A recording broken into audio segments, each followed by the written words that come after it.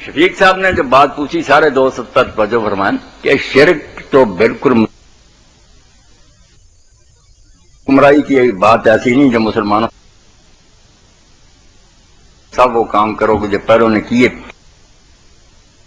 ہم حدیث میں وہ شرک نظر آتے ہیں. صرف مسئلہ یہ ہے کہ شرک کی وجہ سے ان لوگوں کو مشرک کہا جائے اور ان پر وہ احکام عائد کر دیے جائیں جو مشرکین عرب کے تھے کہ ان کی بیٹیاں نہیں لے سکتے، ان کو رشتہ نہیں دے سکتے، ان کا جنازہ نہیں پڑھ سکتے، ان کے پیچھے نماز نہیں پڑھ سکتے.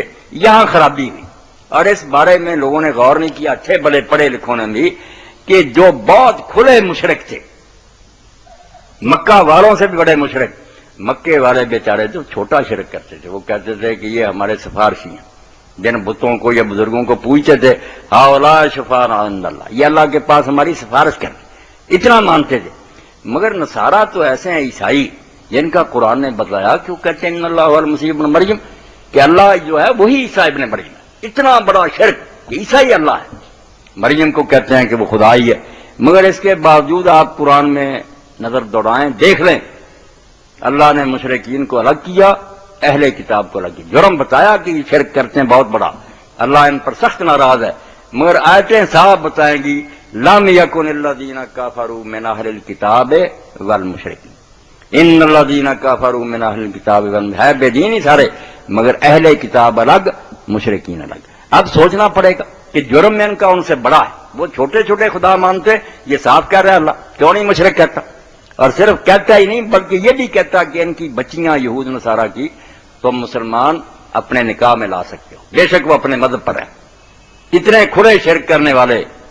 ذبیحہ بھی قرآن نے کہا کہ اگر یہ گوشت کریں اللہ کا نام لے کر، بے شک انگریزی میں کہیں، یہ نہیں کہ ہماری طرح بسم اللہ اللہ اکبر پڑھیں، کسی زبان میں کہ اللہ کو یاد کریں، ان کا گوشت حلال ہے، یہود کا نصارہ کا.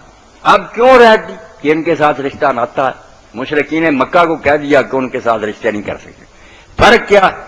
اگر سوچتے کہ شرک تو یہ بڑا کرنا چاہیے تھا کہ ان کو سزا زیادہ ہوتی، اللہ نے کہا نہیں، وہ کھلا شرک کرتے ہیں، صاف کہتے ہیں ہؤلاء شرکاؤنا، کہ یہ ہمارے شریک ہیں، اللہ کے ساتھ شریک. شرک کو کھلے دل سے مانتے کہ شرک ہمارا ایمان ہے، اپنے آپ کو مشرک کہلاتے، خوش ہوتے. یہ مارنے پر تل جائیں گے. یہود نصارہ کہتے ہیں ہم سے بڑا موحد کون ہے؟ خداوند خدا ایک ہی خدا ہے. مغالطے میں پڑے ہوئے، اس کو کہتے ہیں تعویل، پھیر میں آ گئے. اب مسلمانوں میں سے بھی جو بیچارے شرک میں ڈوب گئے نا، ہمارے بھائی ہیں، بڑا کھلا شرک کر رہے ہیں صدیوں سے. امام راضی اس زمانے میں لکھتے ہیں کہ قبروں کو جو لوگ پوجتے ہیں وہ تو بتوں کو پوجنے والوں سے آگے نکل گئے.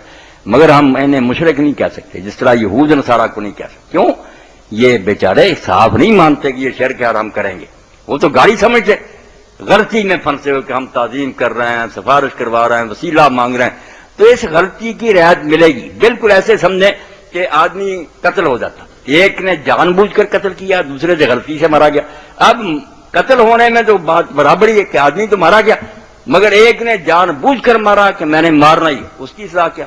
خون کا بدلہ خون، اللہ کی لعنت ہمیشہ جانا. جس سے غلطی سے مارا گیا وہ مارنا نہیں چاہتا، اس نے شکار پر گولی چلائی، لگ گئی آدمی کو.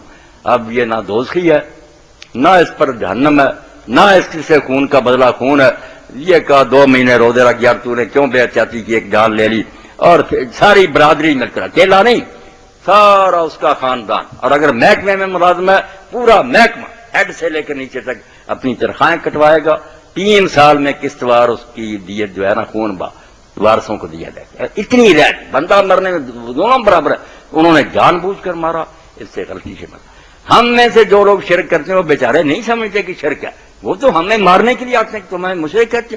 اس لیے یہ بیچارے اہل کتاب کی طرح ہیں، غلطی ہے ان میں.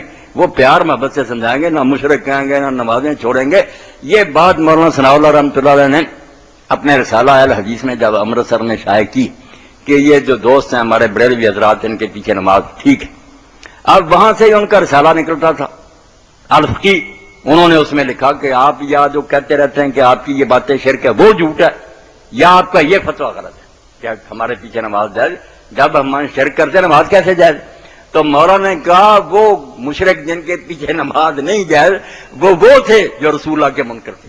تم رسول اللہ کو مانتے ہو، قرآن کو مانتے ہو، ہمارے دینی بھائی ہو.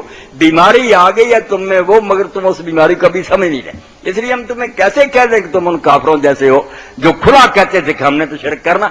اس کو لحاظ میں رکھنا چاہیے کہ صرف شرک کرنے سے مشرک نہیں کہلائے گا، دیکھا جائے گا کہ یہ جان بوجھ کر کرتا ہے یا کسی مغالطے میں پھنسا ہوا۔ جرم ویسا ہی ہے جیسے قتل کی میں نے مثال دی، مگر اس علم کا یا جہالت کا فائدہ اللہ دیتا ہے کہ جان بوجھ کر رہا یا سمجھ نہیں رہا۔